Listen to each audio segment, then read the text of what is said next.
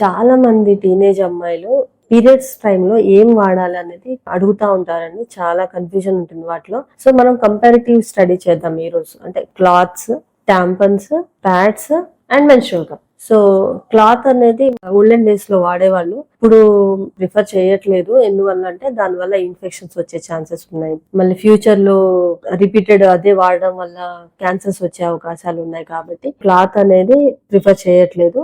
Next coming to టాంపన్స్ అది మనం వెజైనాలో apply చేస్తాము.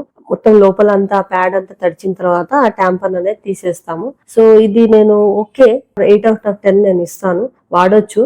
నెక్స్ట్ కమింగ్ టు ప్యాడ్స్ లో కూడా 2 types ఆఫ్ ప్యాడ్స్ ఉంటాయి. సింథటిక్ ప్యాడ్స్ అనేవి నేను ఎక్కువ ప్రిఫర్ చేయను. బయోడిగ్రేడబుల్ ప్యాడ్స్ కూడా అవైలబుల్ ఉంటాయి మార్కెట్ లో, అవి నేను సజెస్ట్ చేస్తున్నాను. ఎందుకంటే ఎక్కువ సింథటిక్ ప్యాడ్స్ వాడడం వల్ల లాంగ్ స్టాండింగ్ లో క్యాన్సర్స్ వచ్చే అవకాశాలు ఉన్నాయి. సో ప్యాడ్స్ కి నేను 6/10 ఇస్తున్నాను. Next coming to menstrual cups నేను 10/10 ఇస్తాను. ఎందుకంటే అది ప్రాపర్ గా ఎట్లా వాడాలో తెలిసే గనక మెన్స్ట్రువల్ కప్ కంటే మించింది లేదు.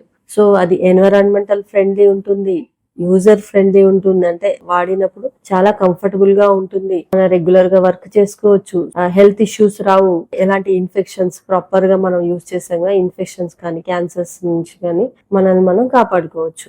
పీరియడ్ ప్యాంటీస్ అని కూడా వస్తున్నాయి. అందులో అంటే సింగిల్ యూజ్ ఉంటుంది, వాషబుల్ ఉంటుంది, రీయూజబుల్. సో సింగిల్ యూజ్ కి నేను 6/10 ఇస్తాను. ఎందుకంటే అక్కడ అంటే ఎయిర్ ఫ్లో అనేది తక్కువ ఉంటుంది, మొత్తం క్లోజ్డ్ ఉంటుంది. కాబట్టి నేను మరీ అవసరమైతేనే, ఎప్పుడన్నా ఎమర్జెన్సీ ఉంటేనే అది వాడండి. Coming to reusable panties, I will give 8/10. So olden days లో ఇవన్నీ టెక్నాలజీ లేనప్పుడు, మెథడ్స్ తెలియనప్పుడు క్లాత్స్ వాడేవాళ్ళు. క్లాత్స్ కి నేను 2/10 ఇస్తాను. ఎందుకంటే అదంతా ఇన్ఫెక్షన్స్ రిస్క్ ని పెంచుతుంది. కాబట్టి నేను క్లాత్ అనేది ప్రిఫర్ చేయను.